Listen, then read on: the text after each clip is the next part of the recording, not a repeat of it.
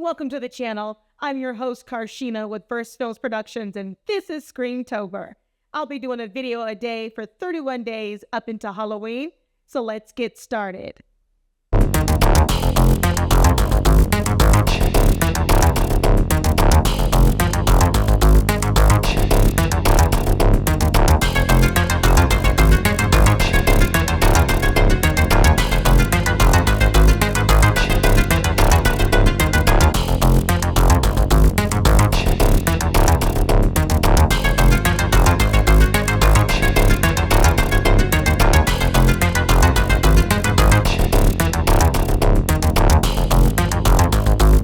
Welcome to versefilmsproductions annual SCREAMTOBER here on our horror channel.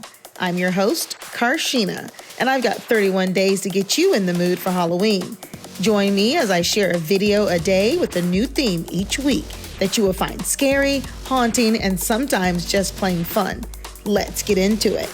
Welcome to Alphabet Horror Week, 26 horror movies from A to Z, so be sure to count down your favorite alphabet soup killings this week. Let's get started. Terrifier, 2011 and 2016. Damien Leone's Humble Beginnings, a short slasher film in 2011 about Art the Clown that blossomed into a number of films, including a feature movie of the same name in 2016. In its current iteration, Terrifier 3, that came out this fall of 2024. The short was in the horror anthology All Hallows Eve in 2013. Here we have a 20-minute short film. The story is very simple and traditional. A young woman's car runs out of gas on Halloween night. She stops by a deserted gas station, witnesses a brutal murder, and then what follows is a horrific night of survival as the killer, dressed in a hideous clown costume, hunts her down to finish her off, slaughtering anyone and everyone who gets in his way. Shot entirely in the grindhouse style, the makeup was gruesomely realistic, the deaths were highly creative, and the clown was very creepy. In the 2016 feature film, Art the Clown returns and sets his sights on 3 young women, along with anyone else that gets in his way. Stream it free on Tubi TV, Freevee, Plex, Pluto TV, Amazon Prime, and the Roku channel. Stars Jenna Cannell, Samantha Scafidi, and of course, David Howard Thornton as Art the Clown. What, did you think he was gonna hack me up into little pieces or something?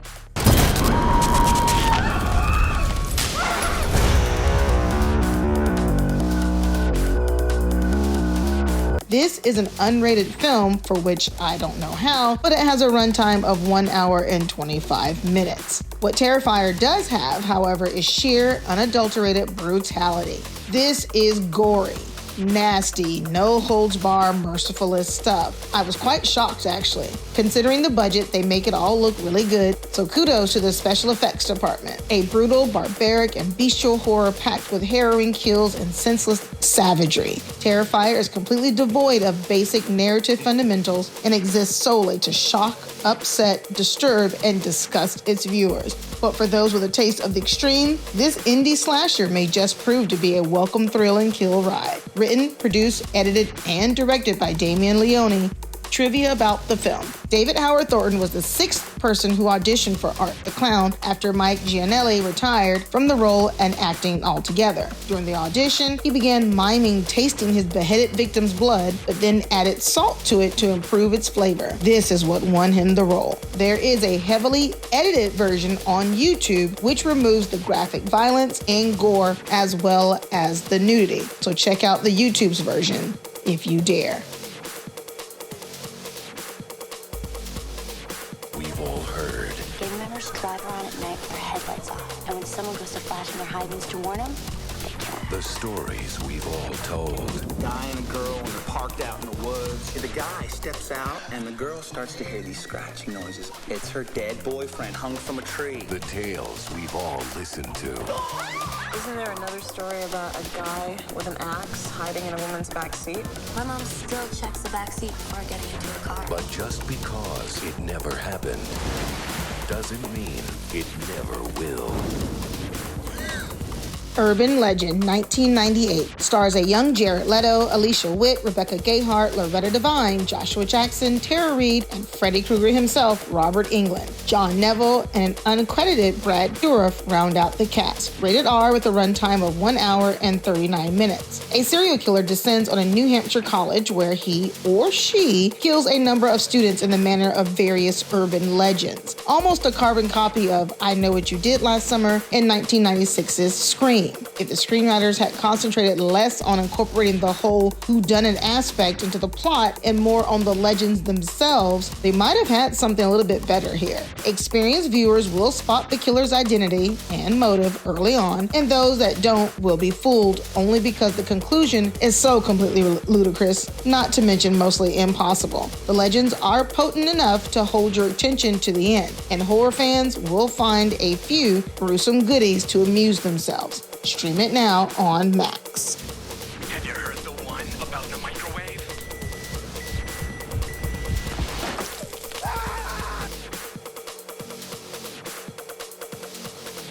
Vivarium, 2019. A young couple looking for the perfect home find themselves trapped in a mysterious labyrinth-like neighborhood of identical houses. Stars Imogen Poots, Jesse Eisenberg, Jonathan Aris, and Danielle Ryan. Rated R with a runtime of 1 hour and 37 minutes. Vivarium is a rather ingenious film about a young couple lured to a bland housing development by a salesman, hilariously weird Jonathan Aris, where they are forced to raise a child. It is a visually striking, surreal existential drama that can be seen as a commentary on suburban life. At first, much of the movie is weirdly, darkly comical, but as it moves along, the comical parts give way to despair and horror. The movie is also at an hour and a half too long. It's basically an extended Twilight Zone episode that takes one concept and explores it. There aren't really twists per se. We never learn much about this world. We just see how these people's lives unfold in this bizarre situation. It started out fine. The tone reminded me a bit of Cube in 1997, and I have to say that I was intrigued for the first 30 minutes or so, but in spite of being a mere 90 minutes long movie, it drags. But if you like movies with a hint of sci-fi, psychological, mind-bending thriller, then maybe you'd find it pleasant enough. Stream it free on the Roku channel. You are home.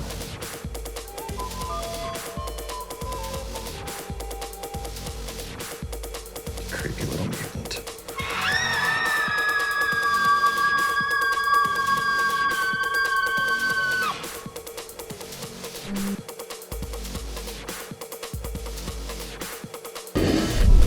What you are about to hear is real. It has not been edited or enhanced.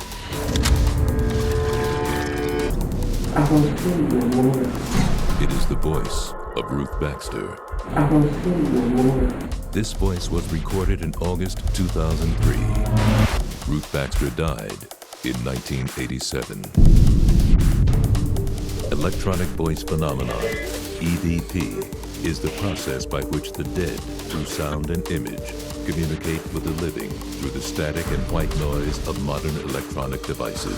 White Noise, 2005, rated PG-13 with a runtime of 1 hour and 41 minutes. Stars Michael Keaton, Deborah Kara Unger, and Ian McNeice. Directed by Jeffrey Sachs. Stream it now on Peacock. White Noise is a film that takes a true scientific phenomenon and makes a film out of it. The phenomenon is one which involves electronic recording broadcast equipment. And amongst white noise, that crackle and hiss you get on a blank recording, and static on untuned TV reception, there are voices and images discernible. Sometimes these voices have been clear enough to work out, and many people believe they are the voices and images of those who have died trying to contact the living. In the film, Michael Keaton plays Jonathan Rivers, an estate agent who loses his wife when he is approached by Raymond, a man who lost his son years ago and claims he has heard from Jonathan's wife. It draws him into the phenomenon, and pretty soon he becomes obsessed, recording his own tapes and listening to them for messages. Then suddenly the messages become clear and seem to be premonitions. Story-wise, the movie was quite good. The idea of a device which can record our personalities after death is quite interesting, legitimately creepy and unsettling without trying too hard or relying focusing on female nudity to try and sell a lame story like most horror movies these days. If there's good in the afterlife, there has to be evil as well, right? In the movie, contacting the dead initially seems harmless enough, but why would you think only the good would respond if you create that human/afterlife portal? Find out if you can hear the white noise.